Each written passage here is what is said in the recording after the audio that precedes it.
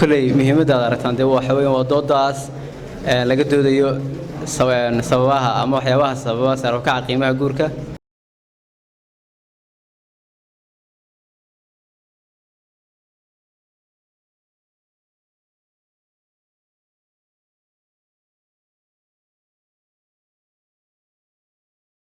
waxaynu si toos ah guda guraynaa dooda intaynaan dooda guda gelin doodu qaabka u dhacayso ayaan doonayaa inaan information yar ka horeysiyo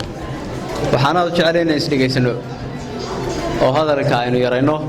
maadaama aynu doodii bilaabayno muhiimadeen meesha u nimina ay taas tahay aan filayo inaan ahayn inaynu sheekaysano waa aad baan idinka raali gelinayaa laakiin waxaan aad u jecelahay inaynu yara aamusno doodu saynu sheegnayba waxay maraysaa waxay ku saabsan tahay mawduuca sare u kaca qiimaha guurka ku yimi ay ku saabsan tahay waxaana ka doodaya afarta aqoon-yahan ee ka mid ah aqoon-yahanada gobolka Togdheer ee hortiina fadhiya doodu waxay yeelanaysaa saddex waji bay yeelanaysaa wajiga koobaad waxa weeyaan kulli mawduuc baa jiro barnaamij mawduuc baa la faafiyay qof waliba ka mid ah afarta aqoon-yahan wuxuu soo diyaarsaday qodobo iyo points uu arkay inay muhiim yihiin ayuu soo diyaarsaday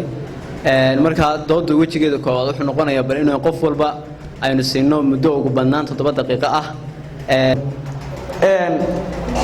haddii aan u yara gudagalo qodobkan iyadoo waqtiguna uu aad u kooban yahay run ahaantii qodobkan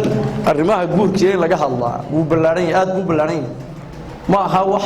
7 daqiiqo lagu soo koobi karo laakiin waxaan isleenahay bal ugu yaraan waxa idinka muuqday time-kana aad ku xadidi kartaan bal iskeera dul istaaga iyadoo 3 qodob laga eegayay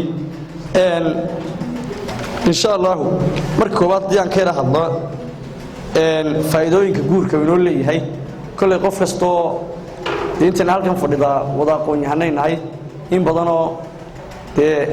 wax badan uga baxsan yihiin baa jira walow laga yaabo inay in badan oo xaaslayaal ay fadhiyaanba oo iyagu faa'iidada dhabta ahayo inteena kale aan xaaslayaasha ahayna daan ugu ku jiraan insha Allah qolnayn qish la baxno marka koobaad guurku waa qayb kamid ah hadii xagga diinteena aan ka eegno waa qayb kamid ah qofka diintiisa waa qayb diintaada kamid ah oo haddii aad qaybtaa gudato ama qofkaas uu ku biiro xaaslayaasha ku biiro wuxuu dhammaystiray qayb kamid ah diintiisii ayuu dhammaystiray marka taas waa qodob sidoo kale muhiimadda guurku ma aha mid ku kooban in qofku u guursado hami ama baahi jinsi ahaaneed kuma koobna taas kaasoo aan ku dhisnayn xikmad iyo gaaro maxay raali ahaanshaha rabbi iyo xasilooni naf ahaaneed ayaa lagu gaaraa guurka iyadoo qofka uu ka dhigayo mid dhowrsoon mas'uuliyad alla saarayna uu qaadayo mas'uuliyadaas oo ah mid qofku markuu guursado imanaysa sida mas'uuliyadda reerka dhaqaalihiisa tarbiyadda carruurta habdhaqan wanaagsan oo labada qofba ku wada noolaadaan iyo dabcan mid waliba inuu ilaaliyo xaqqa uu ka kale ku leeyahay mas'uuliyadaha ama ahmiyadaha la isu guursanayo ayaa maxay mid raali ahaansho Ilaahay lagu gaarayo iyo xasilooni nafeed sidoo kale haddaan xadiis soo qaadano rasuulka sallallahu alayhi wasallam uu yiri يا معشر الشباب من استطاع منكم الباءة فليتزوج فإنه أغض للبصر وأحسن للفرج ومن لم يستطع فعليه بالصوم فإنه له وجاء حديث كاسنا وحي tilmaamaya qofkii awoodo guurka ee dhalinyarada kamid inuu guursado awoodaasna waxyaabo badan baa soo iskaleeya ma aha waa tan badanaaba khalad faanay dhowna ay caqabado badan ka dhalan doonaan faa'iidooyinka guurka haddii aan bal iyagana yara dul istaago faa'iidooyinka aynu ka helayno guurka anoo soo koobay insha Allah ta koobaad waxa laga helayaa maxay ubad qofkii inuu ubad ka haro Soomaa taran iyo carruur qofkii inay ka haraan oo faa'iidooyinka guurka laga helayo sidoo kale waa dhufaysaas shaydaankii ka gaashaamatay weeydi ilaan qofku intuu singalka yahay shaydaanku kama marna Soomaa taasina waa faa'iido labaad ta saddexaad laga helayo oo qalbiga qofka ku dega ama xasilooni nafeed ay oran karo qofka xasilooni nafeed ayuu gaaraa qofka guurka rasmiga ah ama kii saxda ah la kulma sidoo kale iskaashi labada dhinac ah ama nolol wadaag oo faa'iidooyinka laga gaaro guud haddaan dhanka caafimaadka bal eegna faa'iidooyinka laga yara helayo cilmi baaris caafimaad ayaa daahfurtay in dadka xaasleyda ay yihiin kuwa ugu yar ee ay ku dhacaan cudurrada wadna xanuunka waa cilmi baaris sidoo kale cudurrada maskaxda ku dhaca ama xanuuno badan oo maskaxda ku dhaca oo qofku intuu single yahay ee waxa laga yaabaa stress fikir badan waxyaabo badan oo maskaxda saameynaya inay qofkii ku dhacaan marka qofka isagu guur ama guursaday xanuunada uu ka badbaadaya waa faa'iido labaad iyaduna marka la barbar dhigo qofkan guursan weeyay sidoo kale ka hortagga cudurrada galmada lagu kala qaado taasina waa faa'iido caafimaad oo qofkii keenay waayo qofkii hadduu guursaday wuxuu ka badbaadaya waxyaabo badan oo ama xanuunadii u soo gudbi lahaa ama in waxyaabo kale xaaraana ku dhacdo ayuu ka badbaadaya qofkii sidoo kale waxyaabaha qofku faa'iido uga helay waxa weeye inuu qofkii qurux saayid oo ka heladay qurux saayid inuu ka dhaxlo oo waad garanaysaa ninka maanta soo guursaday ama aruuska iyo ninka doobka ama isku xaraga ma hadii inna waa nin laga dambeeyo oo si fiican loogu soo labisay oo loogu soo shaqeynayo ninna waa ninka single-ka isagu marka awood dhaqaali insha Allah uga raali hadan ku fogaaday qodobada intaasan ku soo yara koobay السلام عليكم ورحمة الله وبركاته بعد السلام حناد uga cudur daaranaya kelmadda aqoonyahan wali nolosha ardayda baan haymeeyay aqoonyahan kulay waqtiga aad u yar ma kulay gabadh iska hadal badan baan hayay kulligii waxaan idinku dhaafayaa salaanta islaamka haddaan gudagalo 3 point oo waaweyn baa yaala ahmiyadda guurka ama muhiimadda guurka sababaha ama asbaabta keenta kor u kaca guurka iyo mas'uulka ama dhanka ay ka timaado furitaanka degdega kulay saan u diyaariyay qodobadu si ay kala muhiimsan yihiin baan u kala sarreysiyay one by one insha Allah waan u sharaxi doonaa ahmiyadda guurka haddaan u galo 4 qodob baan ka dhigay ilaalinta ama cisiga qofka ama jinsiga qofka inuu qofku helo meel uu ku nasto ama nafiso nagaansho waxa la dhaho ilaalinta mansabka iyo cirdiga ilmaha in la helo jiil bedela jiilka iminka haddaan one by one u galo ilaalinta cisiga ama jinsiga qofka marka la leeyahay waxaa jira wadamo iminka lagu tiriyo wadamada horumaray oo sameeya inay qofkii ka horumariyaan aqoontiisii ama wixiisii shakhsiyaadkiisii ka horumariyaan aqoonta uu leeyahay marka qofkii waxa lagu qiimeynayaa ama wuxuu aaminsan yahay sida cilmaaniyada oo kale baa lagu qiimeynayaa marka waxa lagu xukumayaa inay gabadhi ka awood sareyso ninkii taasina waxay keenaysaa inay wax qalalaasa meesha ka dhasho marka ahmiyadda guurku waxay muhiim u tahay in la ilaaliyo cisiga ama jinsiga qofka oo aan qof walba bartu ilaahay ku karaameeyo uu ku karaamaysnaado oo positionkiisa loo daayo in la helo meelo uu qofku ku nasto ama ku nafiso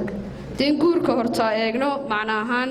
kelmadda ilaahayna yidhi baa inaga filan mawaddatan wa rahma ilaahay baa quraankiisa ku sheegay inay maxabo iyo kalgacal iyo jacayl tahay kalgacal iyo jacayl marka la leeyahay waa waxa adduunka ku dhisay ama wada noolaanshaha ogolaada inay laba shakhsi ama ka badan ay wada noolaadaan ilaalinta masabka iyo cirdiga ilmaha ilmuhu haddii aanu haysanin meel uu ku hagaago ama lagu magacaabo waxay noqonaysaa runtii wax luminaya populationka ama sinjiga qofka sida marka kelmadda nimanka waxa soo wasgelaya inuu qofkii yeelan waayo meel uu ku hagaago sida ilmaha wicilka la dhaho ama garaca la dhaho kale ma helayo meel uu ku hagaago ama ku abtirsado ilmaha saaxiibka ku dhasho oo kale laga yaqaano westernka inaanu yeelanaynin meel loogu hagaago oo cirdigiisii uu yaraanayo in ilmaha ku yimaada kufsiga ama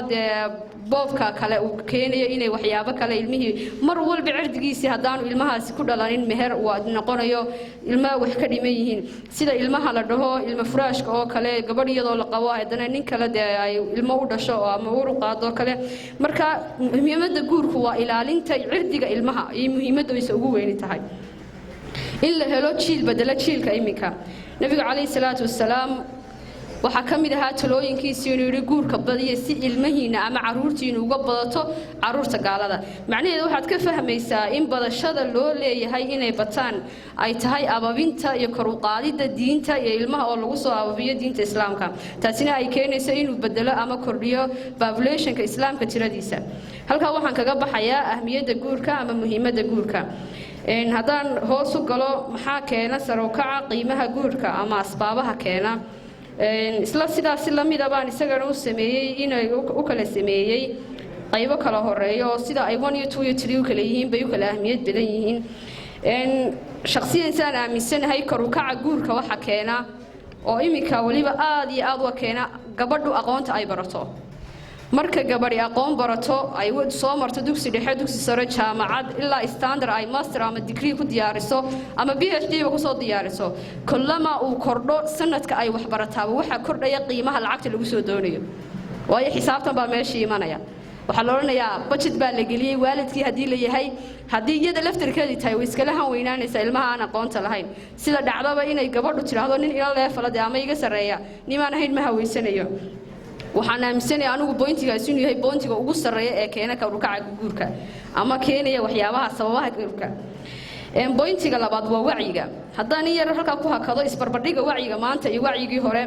run waxa ah in hablihii hore ka meher badnaayeen hablaha maanta oo inkastoo ay si marka loo eego ay isla dhigan yihiin oo midna lacag ahayd midna adigu mood iyo nool la kala dhaho waxyaabaha ay ahaayeen tii hore nool lagu meherin jiray tanna mood oo lacag ah lagu meheriyo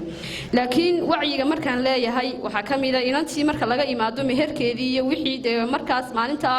hawsha la ansixinayo laga imaado waxa baxaya inay gurigii tiraahdo guriga ugu qaalisan baan u baahanahay inay tiraahdo saaxiibadii alaabta u taal baan u baahanahay inay qaarkood ka hamiyaan alaabta wadanka taalo tiraahdo ama alaab Turkiyan doonaya ama alaab meel hebla taala taasi waxay keenaysaa inuu sare u kaco la yaabna ma ahay wacyiga la taagan yahay baa koos gareynaya inay inantii jiilba waxa leeyahay waxa khayrka qabo qosolka ku dhan marka inay jiilka la jaan qaado ayaa sababaysa inuu guurku kor u kaco tasaddexaad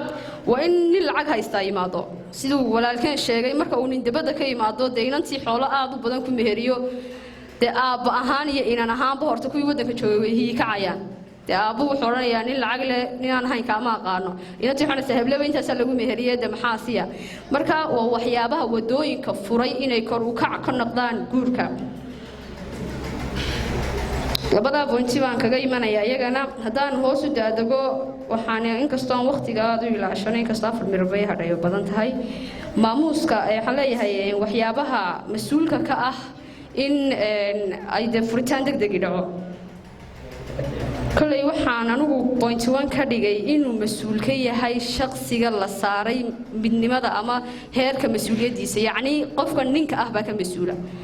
sababta aan leeyahay qofka ninka ah baa ka mas'uula ninkii wuxuu ka awood badan yahay ilaahay karti buu siiyay aqli ka buuxayada buu siiyay waayo waa nisb aqliyada marka loo eego uu ka aqli badan yahay marka waxa jirta xitaa haday gabadhu kugu kacdo sistema loo dejiyo inaad guriga kale uga tagto oo nabigu uu farayay in hadii ay xaasku wax carooto inaan gogosho looga tago si maaragtay wixii u degaan marka waxaan taa u leeyahay waxa imanaya mas'uuliyadiyo hoos u dhacday qofkii oo aan samir lahayn waliba waxa pointiga ugu muhiimsan ah inuu ninku kala mid noqdo inuu gabadhii degdeg furitaankii ugu dhawaaqo way isaga afkiisa ku xidhan tahay haddaan isaga afkiisa ka soo bixin never ever inaan gabadhaas ka baxaynin marka waxa imanaysa inuu dulqaadkii haweenka yeesho ninku dulqaadkii haweenka hadduu yeesho haddii cidi farteed gaadho waa shulli halik halka arinku ku baabiinaya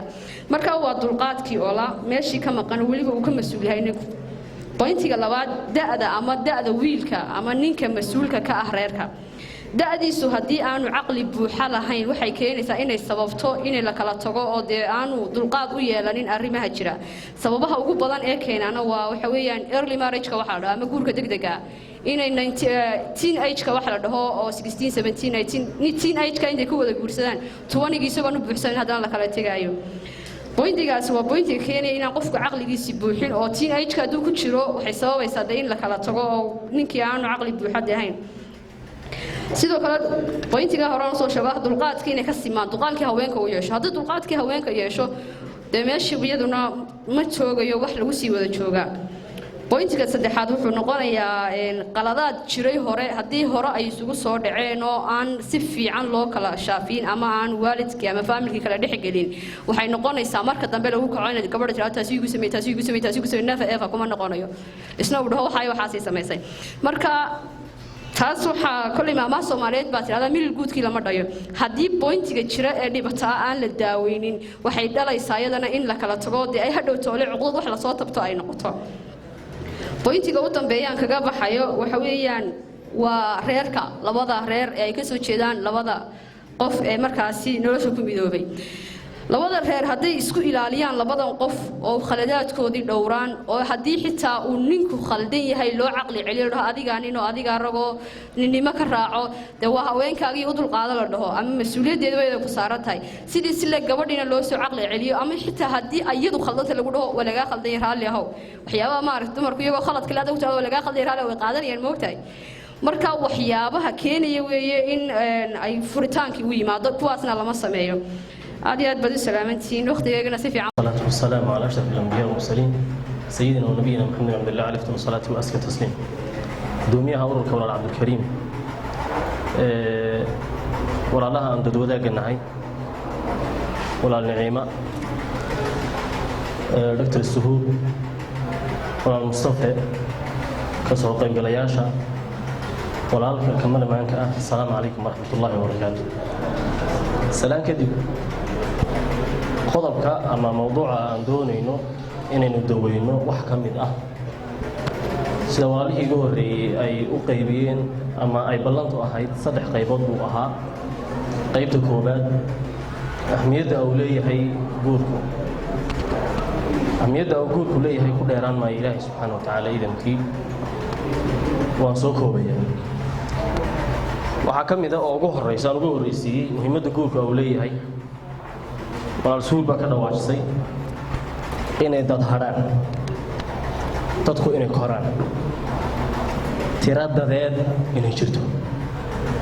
nabiyullaahi maxamed calayhi salaatu wasalaam oo qofka nolosha ugu badan ku dayanana ayaa wuxuu leeyahay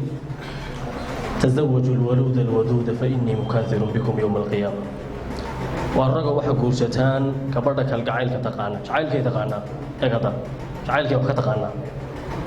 waxaad kala guursataan gabadha dhasha badan leh Soomaalidu way isweydiisay sidaan u garanay inay dal badan tahay gabadhan waxa la raacayaa hidde iyo takfiirkii hore takfiirtii ay ka dhalashay la raacayaa hooyadeed imisay dhashay oo iyada aan haynay la dhalatay halka waxa maxay toona dhaqaale burbur ku dhacaya inantii qofka qura la dhashay ama labada ama maad hadii qaacidada maad dhaqan galiyo nabiga calayhi salaatu wasalaam wuxuu sheegay qiyaamaha waa idinku dad badsanaya waa idinku faanaya tiradin kaasi waa faa'iido ahmiyada labaad waxaa laga faa'iidayaa raaxo jireed iyo mid maaneed oo maskaxeed baa laga faa'iidaya u fiirso nabiyullaahi maxamed calayhi salaatu wasalaam axaadiisiisu ku sheegay ilaahayna qur-aankiisu ku sheegay wuxuu leeyahay ومن آياته أن خلق لكم من أنفسكم أزواجا لتسكنوا إليها وجعل بينكم مودة ورحمة إذن كان إذن كابورنا قيب إذن كم يدوها وين حان إذن كابور حان إذن أبورنا ساوي هالناي سيادة قدكتان وجعل بينكم مودة ورحمة لحدين وحو كدغاي كالكعيل يا نحريس يا دغناشو كدغا وميل قدغيو سيده walaalii igu horeeyay ay sheegeen qodobka saddexaad oo laga helayo qofku inuu gaaro dhameystiran maskaxeed garasho garaad aqli inuu gaaro ayaa laga helayaa waxa jira daraasad la sameeyay oo la faafiyay laguna faafiyay website-ka British Wales loo yaqaano daraasadaas waxay sheegtay sida daraasada waxa la sameeyay taariikhdu markii ay ahayd 2017 laba sano ka hor bishii labaad 22 baa daraasada la sameeyay wuxuu oranayaa ay oranaysaa daraasadaasi guurku waxa uu xadeynaya oo uu yareynaya murugada qofka ku dhacda maanta marka doobahay iyo markuu oday heer la joogo kala siban warwareena u kala murugoonayna daraasad baa jirta iyaduna lagu sameeyey 572 qof oo caafimaad qaba aan xanuunsanayn maxay soo saartay daraasadaas yaase qabanqaabinayay ama waday waxaa waday daraasadaas professorka Brian tashiin magaciisa loo yaqaano nin aqoon-yahan ah nin baaritaanka ku fiican cilmiga loo yaqaano psychology-ga yaqaana jaamacadda maartay jaamacad Mareykanka ku taala oo Carnegie magaceeda la dhaho Mellon ayuu ninkaas wax ka dhiga gobolka ay jaamacadaas ku taala waxa weeyaan Pennsylvania ninkaas wuxuu sheegay dadka wax guursaday ee heerka leh sixa ahaan iyo caafimaad ahaan inay ka caafimaad badan yihiin wax badan ku wali doobabka si ah inta waxaan ku dhaafaya faa'iidada ay leedahay oo guurku leeyahay waxaan u gudagalayaa qodobka labaad oo aan ku xusiyay oo ah saruka guurka maxaa keena labaan kala qaadaya meherkii iyo guurkii wixii ku baxay waan soo gudagalayaa horta meherka xagga yaraan ahaan sida sharcigu uu sheegay baa ugu fiican nabiyullaahi maxamed wuxuu leeyahay khayru sadaaqi aysaruhu meherka waxa ugu fiican ka ugu fudud baa ugu fiican ama xagga badida tira male nabiyullaahi maxamed calayhi salaatu wasalaam qudu iyo kudayashu inuu yahay xagga badida marka la sheegayo isaga tusaale loo soo qaataa xagga yaraanta marka la sheegayo isaga tusaale loo soo qaataa sida tusaale loogu soo qaataa waxa tusaale loogu soo qaataa qiime ama lacag lagu qiimeeyay hadda marka la rogrogay 140 riyaal oo kaliya ayuu ku guursaday inta badan ee dumarkiisa waa marka yarida la eegayo iyo fudaydka hal gabadh oo haweenkiisa kamid ah lacag badan ku guursaday hablo si fiican dalka u eega wuxuu guursaday mid garanaysa waa Khadiija radiyallahu anha kutubta siirada waxa ku taala inuu ka bixiyay 6 qaalin qaarkoodna waxa ku yaala inuu ka bixiyay 20 qaalmood 20 qaalmood lacagta maanta la siiyo markan eegay ugu yaraan $600 baa ama $500 $600 markan ku dhifto 20 qaalimood lacagta ay soo baxday waxa weeye $12,000 bay soo baxay ajiib badidina nabigu uu sameeyay calayhi salaatu wasalaam yaraantina isaga ma arkay tusaale ah waxaan ugu gudagalayaa inta markan ka hadlay sababaha keenay in meherkan la badaya waa maxay kow in la isugu faano in lacag la guursaday ajiib balaaya ka dhacday mustafa ka dhawashay suul oo daba tagtay ilan xaafadeeda waxay oran jirtay ka soo nasiib darro aan joogin caawa waxay oran jirtay caan bayna taasi sheekadeedu ay xaafadeeda heedo waxay oran jirtay nin dabada ka yimid oo kala guursan maayo waxaan jeclaa inay joogto laakiin nasiib darro ma joogto ilaahay ma hadii way guursatay ninkii waa maalin dhaweey 2 wiil ka hor maxaa dhacay markii sheekaysanayeen bay waxay ku heshiiyeen hadhow toole marka meesha la yimaado ee hotelka habla waan u faanayaa iyo social media waxaan la soo dhigay waxaad ku tiraahdaa oo aad dhiibtaa lacag aad u badan xadigeedu oo fara badan yahay dad badan xaafada kamid ah waan u faan markii la yimid uu lacag yar dhiibay habeenkii baa la soo hadashay qooriya lacagtan isku meynana ogeyn maxaa dhacay naa waa xasan hay'adee muhiimadu waa inayna ku seelnaa way dhici weeytii harma yeelayniyo lacagtii bixi hadda ama waxay tiri waayahay waxaan samaynayaa waraaqdiis hay way sidii baa lagu ballan odaygii baa la lahaa odaygii baa yiri shalay baan weydiisanayay maantana inta inta mas'uuliyiinta odayaashu tagan waraaqda keen baxayda sidii baa intii lagu eriyay halkan bay bas ka raacday damal markay istiri raac ay arteen xaaladdu aad isagii bay la hadashay war waa caadi inta yar isku qaadanayna halkii bay ku raacday hargeysu ku dhisay hadda marka ilaahay hayso hayo oo ma arday isu dajiyarkaas waxaan ku soo waxa kamid ah sababa xilliga iga riidina sacab leeyahay sababa waxa keen oo dadtid wakaftoya sababa waxa keena inay ku dayana dadkeenii hore hooyo vice ali islaan oran jiray baa waxay oran jirtay suugaantu ay haysaa inay tiri ka hooy nin geel badan baan ku kobcinaya waxaan dhiisha karuurka uga shubaya waa kalgacalka ama waa kalgacalkaaga hadee marka dadkii hore ay ku dayana marka la eegayo xaga qiimo badnida waxa ku soo afmeeraya talaaqa ama meherka ama dhahe in dadku ay kala tagaan labadii qof oo wada joogay yaa mas'uulka odayga mas'uulka ah sidoo mas'uul uga yahay biilkii buu yaraynaya mid u qalantaan uu markii hore doonanba Facebook la iska bartay xabad sawiro oo ay si fiican u hagaajisay oo saaxiibadeeda hadday doonto bay u diraysaa dibatana kadib idinka ma ahaadan idinka ma idinku aad u fiicantiin waxa dhacaya markaa ee hadhowto wixii waxaan ahayn baa soo baxaya oo walaal sawir fiican soo diray yahay markii kamaradii hore ayar wix eeg halkaas bartaana ka imanaya waxa jirta iyaduna inaanu nolosha waxba ka garanayn waxay isugu faanaan hadda kooxda yar ee maxay tole naadiga xaafadayadu intaas ka guursaday idinkii mise idinka guursaday ma waxa sax heer lagu dhisaa waxa ka mas'uul ah iyada mas'uulka ah furniinka sidee mas'uulka tahay iyadu marka qaar waxa dhacay inay danteeda uun ka eegato lacagtii wixii markay yaraan duruuftu isbedelaysa waa la gaajoonaya lacagta waa la waayaya waa inay marka hore ku heshiiyaan wala dan chip mitroodi helo in kala goosanayna qayb balqaasan la qabta qaadan aday laakiin lacag badan ma wixii la waayo war lacagti keen walaalma hayo waa socowey waxa mas'uulka ah labadoodaba oo si mas'uul uga yihiin nolol routine la iska nooliya oo noloshii hore ah oo la isdaawanaya taas ma loo fadhiya nolol cusub loo baahan shaxshax loo baahan farxad loo baahan kalgacayl loo baahan jacaylka waxa kama naqaan adeeg san loo naqaan tusaale yar khabar baa mii ka timiyo guriga timo odaygii baa inankeedii baa mas'uul habibi biyay keen islaanta batri alayhi salatu wassalam habibki nabiga eegay heerkii bay ku noqotayo saariya ka waran heerkii aanin baan ka imi gabadhiisi rasuulkii moodayo habibi daasan hay xabad ku dhacday halkaas ay naga maraysaa deeg labadoodii marka nolol cusub baa loo baahan yahay movement baa loo baahan dhaqdhaqaaq guriga dhexdiisa inuu ka dhaco hadeewa hadii saas uu isu daawado laakiin dawlad iska caajisay waa la isla tashanay qaar baa caroonaya ama iyada carab badan ama ana carab badan deetana halka marka iyagu labadoodiba maartay xaqana mas'uul bay ka noqonayaan ehelka kamida oo iyaguna haday doonaan xumaanaya oo kugu diraya aad maatin salaamu alaykum warahmatullahi wabarakatuh waxaan aad iyo aad u salaamayaa dhalinyarada aadka quruxda badan leh ururka Shamac Organization nagu soo marti qaaday madashan quruxda badan leh waxaan kaloo salaamayaa dhalinyaradan kale gabdhaha iyo wiilasha isugu jira aqoon-yahaninta gobolka ama ardayda gobolka ayaguna isku soo xilqaamay inay nala sheer gareeyaan mawduucan muhiimka ah ee caawa halkan isugu nimaadnay haddaan soo noqdo doodii aan isugu nimid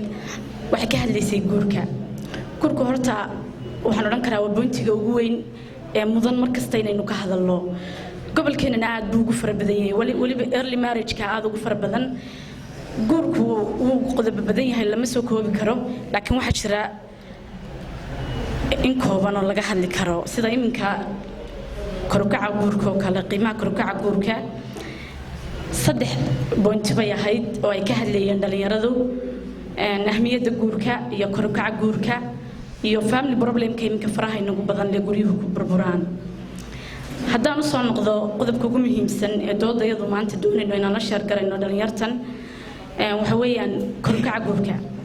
korukaca guurka anigu fikir ahaan waxaan aaminsanahay inay 3 qodob muhiim ka yihiin horta mid suhuur baan ku raacsanahay waxbarashada gabadhu markay wax barato iyo marka kale aad bay kala duwan tahay inanta wax baratay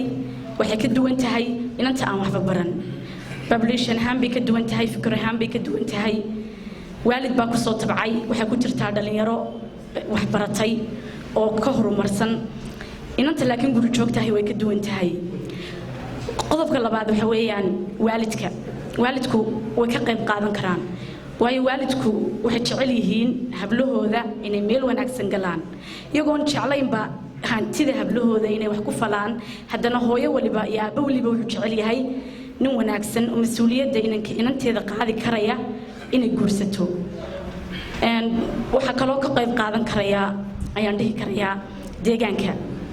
deegaanku ka qayb qaadan karaya inanta maanta saaxiibadeed la guursaday ee lacag laga bixiyay ee guri loo dhigay ee alaab looga keenay Yurub ma yeelayso inay ka iibsato burco alaab ama wax hooseeyadu gurka hoose ku noolaato ma yeelayso waxa rabtaa si saaxiibadeed ama walaasheed ama inaadeerteed loo hadalhayay in loo hadalhayo 3 qodob baan anigu ka qabaa haddaan soo noqdo ahmiyada guurka horta guurku waa nolol ay sheer gareeyaan 2 shakhsi 2 jinsiyadood kala duwan gurku waa meel lagu dago oo lagu nasto dadka single-ka iyo dadka maanta xaaslayaasha ah isku mid maaha wallow aynu Soomaali hadaynu nahay khalad fahansanahay guurka oo aynaan ugu noolaanin sidii loogu noloshiisu ahayd haddana guurku waa goob xasilooni waa goob lagu nasto oo lagu nagaado guurku waa heshiis ka dhex dhaca labada ruux oo ku salaysan sharci iyo diin waana udubdhaxaadka aadamaha waxaa laga dhexlaa jiilal cusub generation ba mid ka dambeeyo si aan ummadeennu u dabargoyn say walaaladay ka dhawaashiyeen haddaan usoo noqdo family problemka iminka aadkaynu ugu faraha badan leh family problemka anigu waxaan taaganahay suhuur ban ray la qabaa waxaa sababta koowaad iska leh ragga anigu waxaan taaganahay ragoo dumarkii waa dayacdeen laba saddex boytiban isagana u kala qaaday wata koowaad ee ragga eedoo dhan anigu horta raggaan saaraya waayo raggu mas-uul bay ka yihiin dumarka sidii ilaahay inoo sheegay arrijaalu qawaamuuna cala nisaa raggu dumarka mas-uul bay ka yihiin dumarku waa naaqisaatu caqli wa diin raggu waa ta koowaad waa qayral mas-uulnimo talabaadna waxa weeyaan early marriage-ka wiilashayagoo aadka u yaryar guursanaya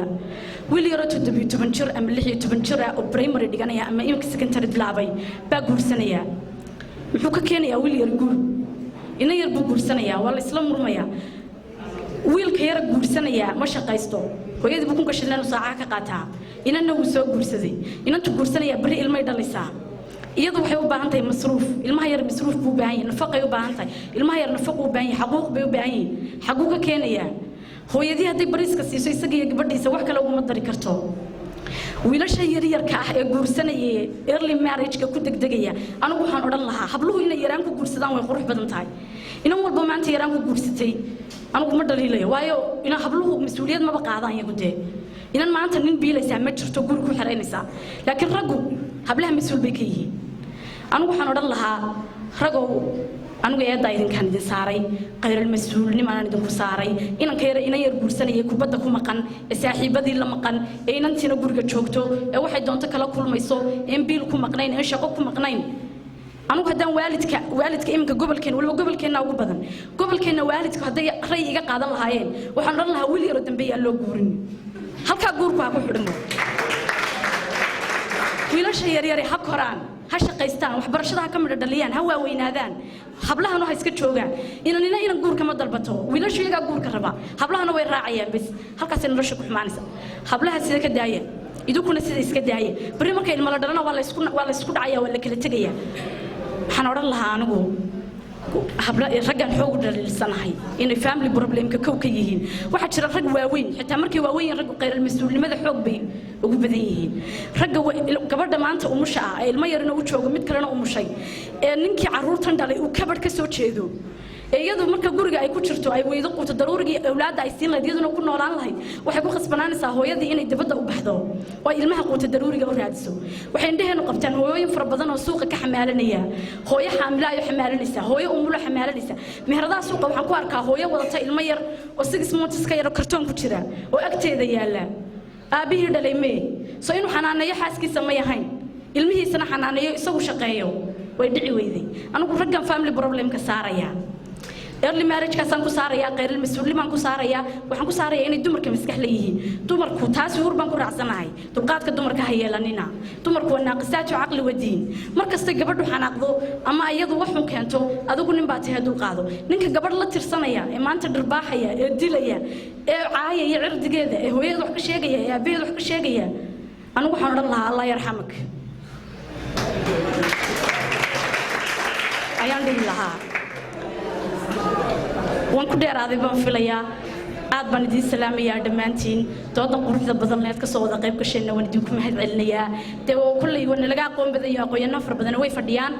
su'aalaha waa la isdhaafsan doonaa rayigiina waa diiban doontaan waxaan leeyahay dhalinyartu hadday sidaa gobol ahaan gobolkeenna markaan ka hadlo aan wax u wada sheergaraynayno oo qof waliba qofka kale wuxuu ku dhaamo soo tabinayo oo iminka dhalinyaradan ururka sham organisation samaysay oo kale haddaad saa wada ahaan lahayd oo anu waxaan la ururka wada gobolkoo wada urur ha noqdo